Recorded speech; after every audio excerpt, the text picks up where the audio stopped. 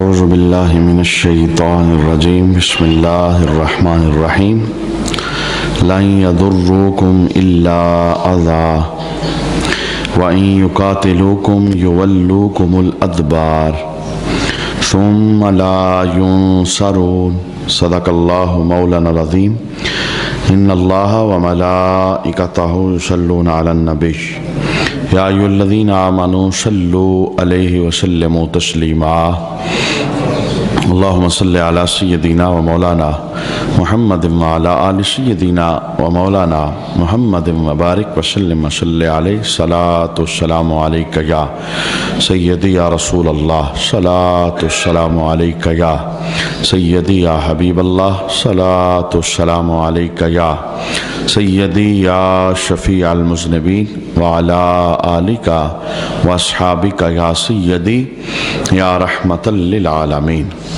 یہ تمہیں ستانے کے علاوہ کوئی نقصان نہیں پہنچا سکیں گے، اور اگر تم سے لڑیں گے تو تمہارے سامنے سے پیٹھ پھیر جائیں گے، پھر ان کی مدد نہیں کی جائے گی۔ صدق اللہ مولانا العظیم۔ آج کی تلاوت کردہ پہلی آیت کریمہ کے اندر یہودیوں کے متعلق مسلمانوں کی ایک جماعت کی حوصلہ افزائی کی گئی۔ حضرت عبداللہ بن سلام رضی اللہ تعالی عنہ اپنے ساتھیوں کے ساتھ جب ایمان قبول کرتے ہیں تو یہودی مختلف اذیتیں دینے کے لیے آپ کے اور آپ کے ساتھیوں کے دشمن بن جاتے ہیں۔ ہر آئے دن رکاوٹیں، اذیتیں، پریشانیاں نئے مسلمانوں کے لیے جو یہودیت چھوڑ کر مسلمان ہوئے تھے، تو رب کائنات نے ان کے متعلق مسلمانوں کی حوصلہ افزائی کی، خصوصاً عبداللہ بن سلام اور آپ کے ساتھیوں کی جو یہودیت سے اسلام میں داخل ہوئے تھے۔ رب کائنات نے کہا کہ یہ صرف ان کی زبان کی باتیں ہیں، تان و تشنیع ہی کر سکتے ہیں، زبان سے فساد کر سکتے ہیں، وگرنہ ان یہودیوں کی حیثیت یہ ہے کہ جب کبھی میدان میں یہ تمہارے سامنے آئیں گے تو یہ پیٹھ پھیر کے بھاگ جائیں گے۔ یعنی اللہ نے اس سچی صداقت کا اعلان کیا جو بعد میں ظاہر ہونے والی تھی، یعنی یہودی میدان میں مسلمانوں کے سامنے کھڑا نہیں ہو سکتا۔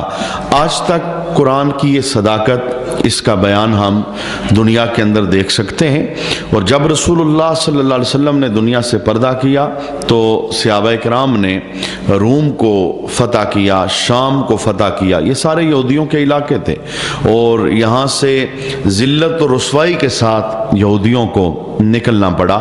تو قرآن پاک کی یہ پیشن گوئی، یہ غیب کی خبر، یہ بالکل سچی بن کر سامنے آئی۔ تو قرآن نے کہا کہ یہ صرف ان کی زبان کی باتیں ہیں، جہاں تک ان کی بہادری کی بات ہے تو جب کبھی مسلمانوں کے سامنے آئیں گے پیٹھ پھیر کر بھاگ جائیں گے، اور یہ کبھی بھی مسلمانوں کے سامنے میدان کے اندر کھڑے نہیں ہو سکتے۔ مفسرین نے اس آیت کریمہ کے متعلق یہ جملہ بھی ارشاد فرمایا کہ عموماً جتنے بھی مسلمان تھے یہودی مدینہ شریف کے اندر انہیں تنگ کرتے تھے، مختلف قسم کی اذیتیں، تکلیفیں، بہانے، فساد وہ مسلمانوں کے لیے گاڑ گاڑ کے تیار کرتے تھے۔ تو خصوصی تو ان خاص مسلمانوں کے لیے جو یہودیت چھوڑ کر آئے تھے، اور عمومی طور پر تمام مسلمانوں کی حوصلہ افزائی کے لیے قرآن پاک نے جملہ ارشاد فرمایا کہ یہودیوں کی شرارتوں سے کبھی بھی پریشان نہ ہونا، چونکہ ان کی فطرت کے اندر ہے شرارت، یہ شرارت کرتے رہتے ہیں۔ اور آج بھی ہم دیکھتے ہیں کہ مسلمانوں کے ساتھ عالمی سطح پر یہودی کس کس طرح کی شرارتیں کرتے ہیں، اور ہمارے مسلمانوں میں سے جو حکمران ہیں ان کی ایک اکثریت ہے جو یہودیوں کی ان شرارتوں سے واقف نہیں ہے۔ واقف اس وجہ سے نہیں ہے کہ قرآن نہیں پڑھا، دین نہیں پڑھا۔ قرآن تو صاف صاف کہہ رہا ہے کہ یہودی کبھی بھی کسی مسلمان کا دوست ہو سکتا، بہت پیچھے سے آ کر یہ وار کرتے ہیں، سامنے کچھ اور ہوں گے، پیچھے کچھ اور ہوں گے۔ ان کی چاپلوسیاں اور ان کی منافقت کی کہانیاں وہ قرآن پاک کے اندر موجود ہیں، اور ایک کلمہ پڑھنے والا بندہ کبھی بھی یہودی کو اپنا دوست بنا سکتا نہیں، اور نہ ہی اس پر کوئی اعتبار کر سکتا ہے، چونکہ قرآن واضح بتا رہا ہے کہ ان کی زبان کی شرارتیں باتیں اور ان کے فساد یہ جاری و ساری رہیں گے۔ اس کے بعد مزید یہودیوں کی ذلت کو بیان کیا گیا۔ اللہ فرماتا ہے ضربت علیہم الذلۃ اینما ثقفوا الا بحبل من اللہ وحبل من الناس وباءوا بغضب من اللہ وضربت علیہم المسکنہ۔ اللہ فرماتا ہے یہ جہاں بھی پائے جائیں ان پر ذلت مسلط کر دی گئی، یعنی یہودیوں کی، یعنی ذلت ان کا مقدر بن گئی، جہاں بھی ہوں گے یہ ذلیل ہوں گے۔ اور دوسری بات سوائے اس کے کہ انہیں اللہ کی طرف سے سہارا مل جائے یا لوگوں کی طرف سے سہارا مل جائے، یعنی یہودیوں کا ذلت سے بچنے کا ایک ہی راستہ ہے، یا اللہ کے سہارے کو تلاش کر لیں یا کسی بندے کے سہارے کو تلاش کر لیں۔ اللہ کے سہارے سے مراد یہ ہے یہودیت چھوڑ کر مسلمان ہو جائیں، اللہ کی رسی کو تھام لیں تو بھی ان کی بچت ہو سکتی ہے، یعنی ذلت سے بچ سکتے ہیں۔ اور مسلمانوں اور لوگوں کا سہارا یہ ہے کہ اگر یہودیت نہیں چھوڑتے تو پھر مسلمانوں کے تابع ہو کر زندگی بسر کریں، یعنی ذمی بن کر ٹیکس دے کر زندگی بسر کریں۔ یہ اسلام کے بڑے روشن اصول ہیں، کتابوں کے اندر باقاعدہ لکھا ہے کہ یہودی کی جرت ہی نہیں کہ مسلمان ملک کے اندر اور سر اٹھا کر بات کر سکے، وہ کسی دفتر کے اندر جاتا ہے تو اس کے لیے کوئی پروٹوکول نہیں، اور اسے مسلمانوں کے تابع ہو کر زندگی بسر کرنی ہے۔ اس وقت مسلمان چونکہ اپنا مقام خود کھو چکے ہیں، اپنی اصلیت خود بول چکے ہیں، انہیں اپنا مقام مرتبہ پتہ ہی نہیں کہ اللہ نے کتنی رحمتوں سے انہیں نوازا ہے۔ اور یہ ذلت بھی اسی لیے مقدر بنی ہے مسلمانوں کا کہ انہوں نے اپنے مرکز سے وفا نہیں کی اور انہوں نے اپنی اصلیت کو یاد نہیں رکھا، وگرنہ اسلام محکوم ہونے کے لیے نہیں آیا، اسلام حکومت کے لیے آیا، اسلام کسی کی تابعداری کے لیے نہیں آیا، اسلام تابعدار بنانے کے لیے آیا ہے۔ تو قرآن پاک نے کہا کہ یہودیوں کے ذلت سے بچنے کا ایک ہی راستہ ہے، یا تو مسلمان ہو جائیں، اور مسلمان نہیں ہوتے تو دوسرا راستہ یہ ہے کہ لوگوں کی مدد طلب کریں گے تو پھر جی سکیں گے، یعنی یا تو کافروں کی مدد طلب کریں گے جو ان کے ساتھ کے ہیں، ان سے بھیک مانگیں گے زندگی کی تو انہیں زندگی کی خیرات ملے گی، یا پھر مسلمانوں کے پاس رہنا چاہتے ہیں تو ذمی بن کر یہ رہیں گے۔ اچھا، یہاں سے ایک بات یہ بھی پتہ چلی کہ قرآن پاک یہودیوں کی حکومت کی نفی نہیں کر رہا، یعنی یہ حکومت بنا سکتے ہیں، ان کی حکومتیں بنیں گی، قرآن کا یہ حصہ بتا رہا ہے۔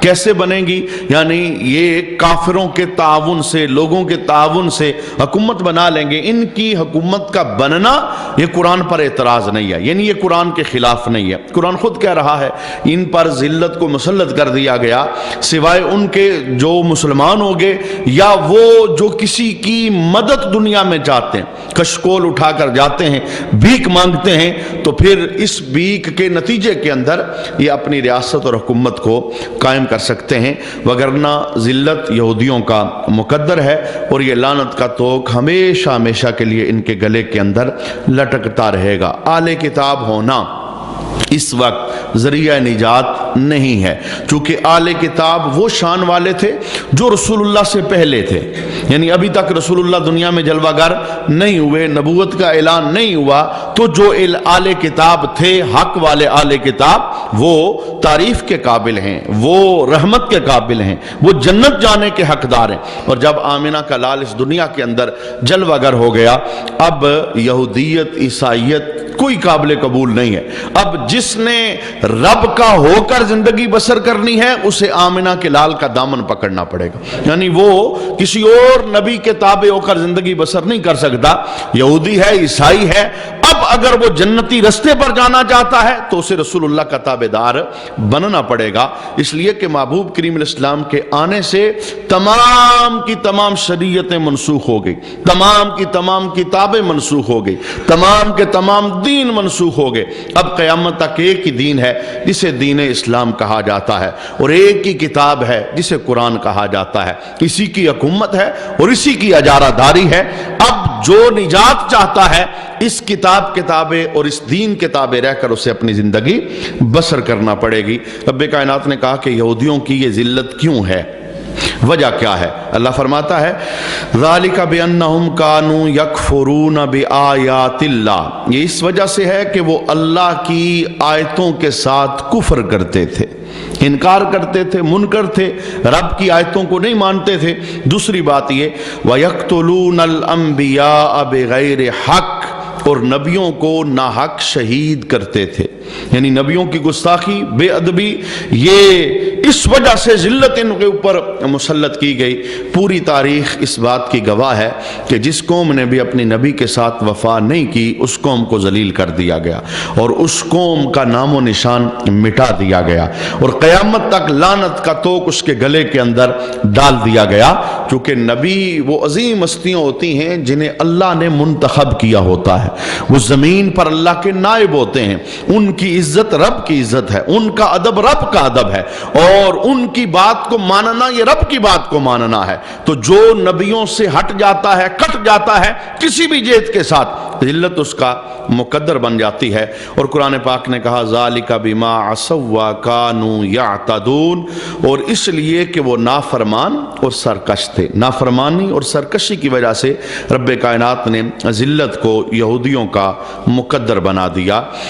اب یہودیوں میں سے کچھ یہودی جو یہودیت چھوڑ کر مسلمان ہوئے، ان کی کچھ خوبیوں کا قرآن تذکرہ کر رہا ہے۔ اللہ فرماتا ہے لیسوا سواء، یہ سب ایک جیسے نہیں، یعنی سارے یہودی برابر نہیں، ان میں سے کچھ کون سے ہیں؟ من اہل الکتاب امۃ قائمہ، اہل کتاب میں کچھ وہ لوگ بھی ہیں جو حق پر قائم ہیں، سارے ایک جیسے نہیں، یعنی جو یہودیت چھوڑ کر مسلمان ہو گئے وہ حق والے ہیں، وہ حق پر قائم ہیں۔ اچھا، ان کی کچھ نشانیاں قرآن نے بیان فرمائی، وہ نشانیاں پہلے سنیے اور پھر میں اس کا نتیجہ بیان کرتا ہوں۔ جو حق والے ہیں یعنی یہودیت چھوڑ کر مسلمان ہو گئے، مفسرین نے بیان کیا کہ نجران کے علاقے کے 40 بندے یہودی تھے، مسلمان ہوئے، وہ ان آیات کے اندر داخل ہیں۔ اسی طرح روم کے 8 بندے وہ یہودی تھے، مسلمان ہوئے، وہ بھی اس آیت کریمہ کے اندر داخل ہیں۔ حبشہ کے 32 بندے وہ یہودی تھے، مسلمان ہوئے، وہ بھی اس آیت کے فیض کے اندر داخل ہیں۔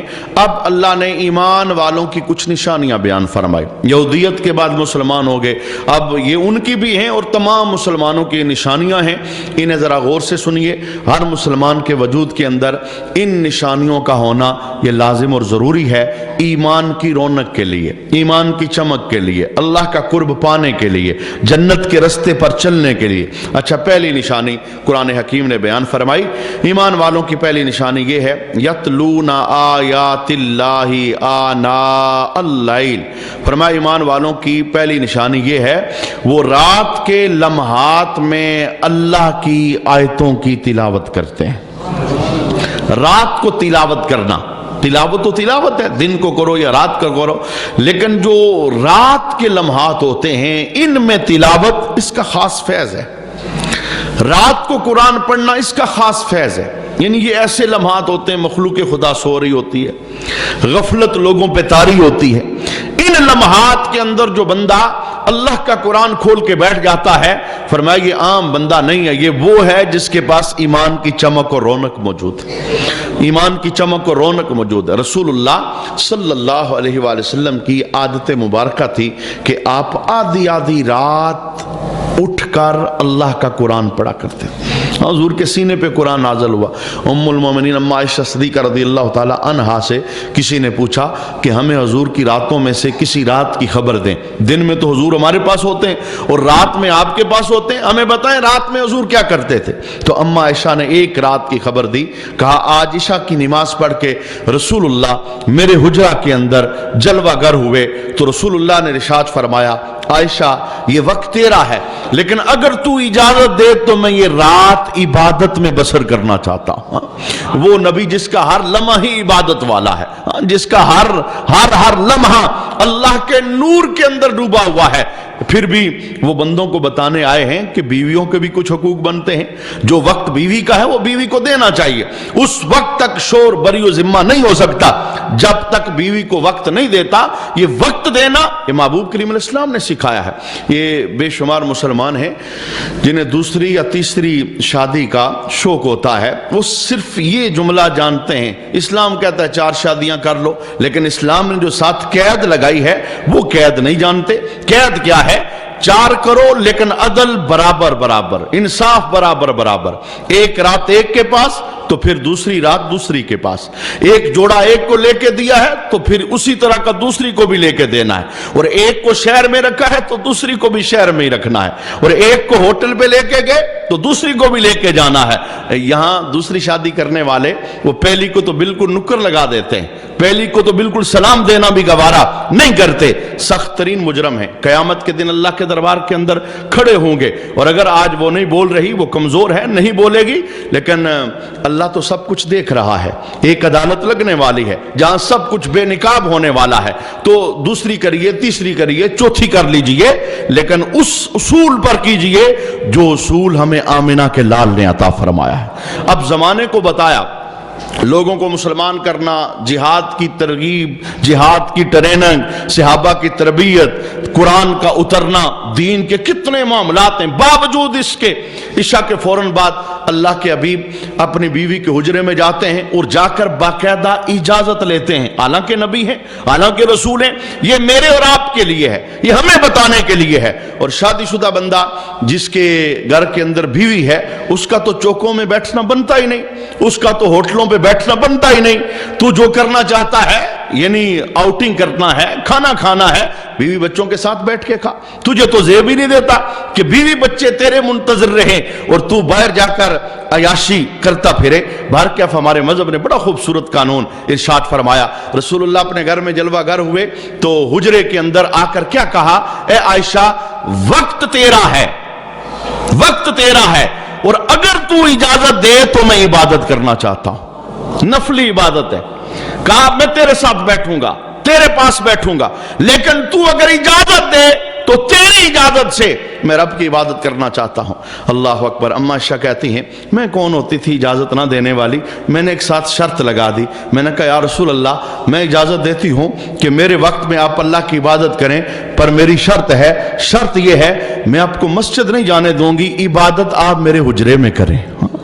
میں بھی تو دیکھوں آپ کی رات کیسے بسر ہوتی ہے اور آپ عبادت کیسے کرتے ہیں. اما عائشہ کہتی ہیں بس وہ رات میں نے رسول اللہ کی عبادت کو دیکھا. عشاء کی نماز کے بعد اللہ کے حبیب مصلی بچھا کے کھڑے ہو گئے. نفل نماز کی نیت کے اندر آقا حضور رحمت عالم نے قرآن پڑھنا شروع کیا، پڑھنا شروع کیا، پڑھنا شروع کیا. ادھر سے قرآن پڑھتے جاتے ہیں، ادھر سے آنکھوں سے اشک جاری ہو ساری. مجھے بتائیں جب وہ نبی قرآن پڑھ رہا ہے جس کے سینے پہ قرآن اترا ہے، اس قرآن پڑھنے کا لطف اور ذائقہ کیا ہوگا؟ کہ اتنی لمبی تلاوت، لگ رہا تھا کہ تلاوت ختم نہیں ہوگی.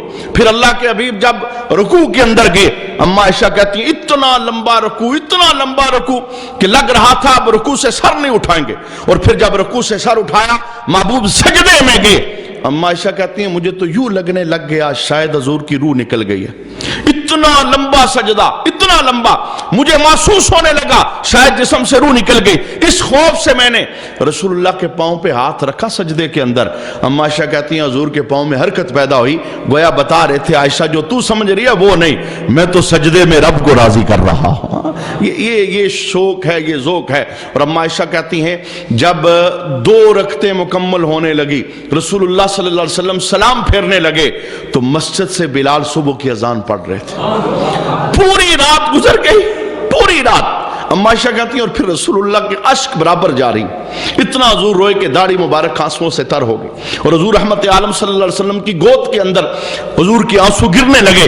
اما عائشہ کہتی ہیں میں آگے بڑھ گئی، میں نے ہاتھ جوڑ کے عرض کیا رسول اللہ آپ تو اللہ کے محبوب ہیں، آپ تو رب کے پیارے ہیں، پوری رات ہوگی آپ کو روتے ہوئے، آپ اتنا کیوں رو رہے ہیں؟ میرے محبوب کا جملہ کیا تھا؟ امت کو سمجھانے والا ایک خوبصورت جملہ. اللہ کے حبیب کہنے لگے عائشہ رب نے مجھے اتنا نوازا ہے، کیا میں اس کا شکر گزار بندہ نہ بنوں؟ اس نے مجھے محبوب بنایا، کائنات میری خاطر بنائی، جنت دوزخ یہ سب کچھ یہ اللہ نے محبوب کریم علیہ السلام کی عزت اور تکریم کی خاطر ان چیزوں کو تخلیق فرمایا. کہا میں رب کا کیا شکر گزار بندہ نہ بنوں؟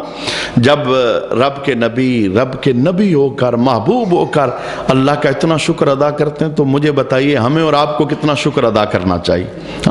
تو ایمان والے بندوں کی پہلی نشانی قرآن نے بیان فرمائی کہ ایمان والے بندے راتوں کو اٹھ کر اللہ کی قرآن کی تلاوت کرتے ہیں. یہ تلاوت یہ رات جب شروع ہوتی ہے نا، مغرب کے فوراً بعد رات شروع ہو جاتی ہے، تو ایک خوبصورت صورت ہے قرآن حکیم کے اندر جسے سورہ ملک کہا جاتا ہے. بڑی شان والی صورت ہے.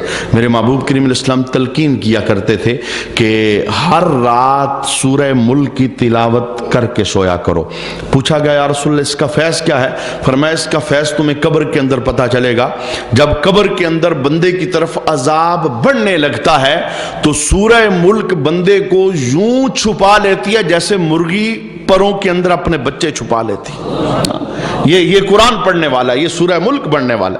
اور صحابہ کہتے ہیں ایک سفر کے موقع پر رات بسر کرنے کے لیے ہم نے ایک مقام کے اوپر خیمہ لگایا تو صاف میدان تھا، ہمیں تو وہاں کوئی قبر نظر نہیں آئی، لیکن صحابی کہتے ہیں کہ جب میں نے وہاں اپنا خیمہ لگایا سونے کا ارادہ کیا تو میں نے کیا دیکھا، زمین کے نیچے سے کوئی سورہ ملک پڑھ رہا ہے، صاف آواز کے اندر، صاف لہجے کے اندر تلاوت کی آواز آ رہی.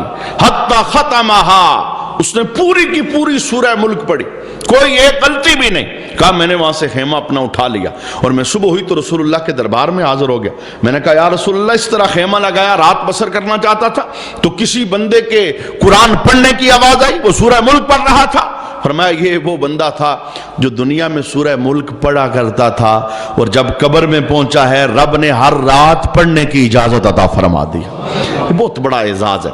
زیادہ نہ ہو سکے تو سورہ ملک کے اندر 8 سے 10 منٹ تلاوت کے اندر لگتے ہیں. اس تلاوت کو معمول بنایا جائے. قرآن رات کے کسی حصے کی بھی تلاوت یہ دن کی تلاوت سے بڑی فضیلت والی اور بڑی افضل ہے. امام محمد شافعی رحمۃ اللہ تعالی علیہ آپ کی عادت تھی کہ آپ رات کا 1/3 حصہ آپ عبادت میں بسر کرتے اور عبادت کے اندر آپ کبھی 50 قرآن کی آیتیں پڑھتے، کبھی 100 قرآن کی آیتیں پڑھتے. جب قرآن کی آیتوں میں رحمت کا ذکر آتا تو آپ اپنے لیے تمام ایمان والوں کے لیے رحمت مانگتے، اور جب کبھی قرآن کی آیتوں کے اندر عذاب کا ذکر آتا آپ اپنے لیے تمام مومنوں کے لیے عذاب سے پناہ مانگتے. تو یہ نیک لوگوں کا معمول ہے کہ وہ راتوں کو اٹھ کر اللہ کے قرآن کی تلاوت کرتے ہیں. ایک صحابی کہتے ہیں کہ رات میں اپنے گھر کے اندر بیٹھا ہوا تھا تو میں نے سورہ بقرہ کی تلاوت کی. میرا گھوڑا پاس باندھا ہوا تھا اور میرا بیٹا یحییٰ وہ چارپائی کے اوپر لیٹا ہوا تھا. وہ صحابی کہتے ہیں کہ جب میں نے سورہ بقرہ رات کو پڑھنا شروع کی تو اچانک میرے گھوڑے نے تھر تھرانا شروع کر دیا، راشا اس کے وجود کے اندر جاری ہو گیا. میں نے تلاوت کو موقوف کر دیا، روک دیا. جب تلاوت رکی تو گھوڑا بھی ساکت ہو گیا. کہتے ہیں پھر میں نے تلاوت شروع کی تو پھر گھوڑے میں حرکت پیدا ہو گئی اور وہ تھر تھرانے لگا. میں نے پھر تلاوت روکی، پھر گھوڑے کے اندر بھی سکوت آ گیا. تو وہ صحابی کہتے ہیں کہ مجھے یوں لگا کہ اب اگر میں تلاوت کروں گا تو یہ گھوڑا بے قابو ہو کر میرے بیٹے کے اوپر چڑھ لوڑے گا. تو میں نے تلاوت کو موقوف کر دیا. جب صبح ہوئی تو میرے رسول اللہ کے دربار میں رات کا ماجرا پیش کیا کہ یا رسول اللہ آج رات میں نے قرآن پڑھا ہے اور جب میں نے سورہ بقرہ کی تلاوت کی تو میرے گھوڑے میں حرکت پیدا ہو گئی اور اس میں راشا پیدا ہو گیا اور جب روکتا تھا یہ ساکت ہو جاتا تھا. اب اللہ کے حبیب جناب محمد رسول اللہ صلی اللہ علیہ وسلم ارشاد فرماتے ہیں جب تو رات اپنے گھر کے اندر سورہ بقرہ کی تلاوت کر رہا تھا آسمان سے فرشتے تیرے قرآن سننے تیرے گھر میں آئے ہوئے تھے، تجھے نظر نہیں آ رہے تھے، تیرا گھوڑا انہیں دیکھ رہا تھا. بہت ساری مخلوق ایسی ہے ہم نہیں دیکھ سکتے، جانور دیکھتے ہیں، یہ جانوروں کو نظر آتا ہے. یہ اللہ کی ایک حکمت خاصہ ہے کہ اس نے ہماری آنکھوں کے درمیان پردہ رکھا ہوا ہے. اور اللہ کے حبیب کہتے ہیں کہ اگر تو قرآن پڑھتا رہتا صبح تک تو وہ فرشتے تیری گلی میں موجود ہوتے اور لوگ صبح ان سے مصافحہ کر لیتے. یعنی مانا کیا کہ جس گھر میں قرآن پڑھا جاتا ہے آسمان سے فرشتے وہاں قرآن سننے کے لیے آ جاتے. اور صحابی کہتے ہیں نور کی چھتریاں وہ بن گئی میرے گھر کے اندر، جیسے نور اتر رہا ہے وہ قرآن پڑھنے کے نتیجے کے اندر۔ تو لازم کیجیے اپنے گھروں کے اندر قرآن کی تلاوت کو۔ یہ قرآن خالی رمضان میں پڑھنے والا نہیں ہے، مغالطہ ہے مسلمانوں کو۔ یہ تو ہماری زندگی کے ایک ایک لمحے کی روشنی ہے، یہ تو ہماری زندگی کے ایک ایک لمحے کا نور ہے۔ قرآن زندگی میں داخل ہو جائے، اندھیرے اللہ ویسے ہی ختم فرما دیتا ہے، آفتیں ویسے ہی وہاں سے ڈیرا اٹھا لیتی، بلاؤں کا مداوع ہو جاتا ہے اگر قرآن کھل جائے اور قرآن کی تلاوت شروع ہو جائے۔ مقدر و نصیب والے وہ گھر ہیں جن گھروں کے اندر تلاوت قرآن عام رہتی ہے اور ہوتی رہتی ہے اور وہاں قرآن پڑھا جاتا رہتا ہے۔ ان مسلمانوں کے لیے جو یہ رونا روتے ہیں، بیماری ہے اور قرض داری ہے، جھگڑا ہے، بے سکونی ہے، ایک دوسرے سے لڑائی ہے، یہ سارے معاملات ہیں، کیسے ان سے چھٹکارا پائیں؟ چپ کر کے اللہ کا قرآن کھول لیں، اللہ ساری بیماریاں دور فرما دے گا۔ ہر رحمت اللہ کے قرآن کے اندر موجود ہے۔ ایمان والے بندوں کی ایک نشانی قرآن حکیم نے بیان فرمائی کہ وہ رات کے لمحات میں اٹھ کر اللہ کا قرآن پڑھتے ہیں۔ اچھا سنیے دوسری نشانی کیا ہے؟ وَهُمْ يَسْجُدُونَ، اور ایمان والے بندوں کی نشانی یہ ہے وہ سجدہ بھی کرتے ہیں۔ ایمان والا بندہ وہ کبھی سجدے سے غیر حاضر ہو سکتا؟ نماز، سجدہ، یہ ایمان والے بندے کی شان۔ اللہ کے حبیب نے ارشاد فرمایا ارائیتم الرجل یتعاہد المسجد فاشہدوا لہ بالایمان، فرمایا جب تم کسی بندے کو دیکھو مسجد آتا جاتا ہے گواہی دے دو کہ اللہ نے اسے ایمان کی دولت عطا فرمائی۔ ایمان والے تو بے شمار ہیں، کلمہ گو تو بے شمار ہیں، لیکن یہ خاص نشانی کہا جسے مسجد آتا جاتا دیکھو، جسے سجدہ کرتا دیکھو، گواہ بن جاؤ۔ اس لیے کہ سجدہ عام بندہ نہیں کرتا، سجدہ تو ایمان والا بندہ کرتا۔ اور اگر ایمان اور کفر کا آپ فرق دیکھنا چاہتے ہیں تو اللہ کے حبیب نے بیان فرمایا جو سجدہ ہے یہ مسلمان اور کافر کے درمیان فرق ہے۔ معنی کیا تھا؟ یہ معنی نہیں کہ جو سجدہ نہیں کرتا وہ کافر ہو جاتا ہے، لیکن یہ معنی ضرور ہے سجدہ نہ کرنا یہ کام کافروں والا ہے، چونکہ کافر سجدہ وہ اللہ کو نہیں مانتے، سجدہ نہیں کرتے، اور اگر مسلمان مان کر بھی سجدہ نہ کرے کتنی بڑی نوست ہے، کتنی بڑی بد نصیبی ہے۔ اور جس بندے سے اللہ ناراض ہوتا ہے سجدے کی توفیق اللہ سلب کر لیتا ہے۔ یہ بہت سخت معاملہ ہے کہ اگر سجدہ زندگی سے نکل جائے تو قرآن حکیم نے ایمان والے بندوں کی نشانیاں بیان فرمائی، ان میں سے دوسری نشانی وَهُمْ يَسْجُدُونَ، ایمان والے بندوں کی نشانی ہے وہ سجدہ کرتے ہیں۔ ایک اور مقام پر اللہ نے اپنے پیارے بندوں کی جب نشانیوں کا تذکرہ کیا تو یہ کلام ارشاد فرمایا وَالَّذِينَ يَبِيتُونَ لِرَبِّهِمْ سُجَّدًا وَقِيَامًا، جو عباد الرحمن ہیں، اللہ کے مقرب بندے ہیں، تم انہیں دیکھو گے ان کی رات یا تو قیام میں بسر ہوتی ہے یا سجدے میں بسر ہوتی۔ رات کی تلاوت یہ بھی بڑی شان والی ہے اور رات کی نماز یہ بھی بڑی شان والی۔ زیادہ نہ ہو سکے نا تو کم از کم بندے کو عشاء جماعت سے پڑھنی چاہیے اور پھر صبح اٹھ کے فجر بھی جماعت سے پڑھنی چاہیے، یعنی تہجد نہیں پڑھ سکتا، نوافل نہیں پڑھ سکتا، کثرت سجود نہیں کر سکتا تو کم از کم اتنی رحمت تو تلاش کرے نا کہ عشاء جماعت سے پڑھ لے۔ اور کتنا فائدہ ہے، میرے محبوب کریم علیہ السلام نے فرمایا جس نے عشاء کی نماز جماعت کے ساتھ ادا کی اور پھر سو گیا، فرمایا یہ یوں ہے جیسے آدھی رات اس نے عبادت میں بسر کی۔ رات کی عبادت کا فیض دیکھیے، آدھی رات اس نے عبادت میں بسر کی۔ اور پھر فرمایا جس نے فجر اٹھ کے صبح جماعت کے ساتھ پڑھ لی، فرمایا یہ تو ایسا ہو گیا پوری رات اس نے عبادت میں بسر کی۔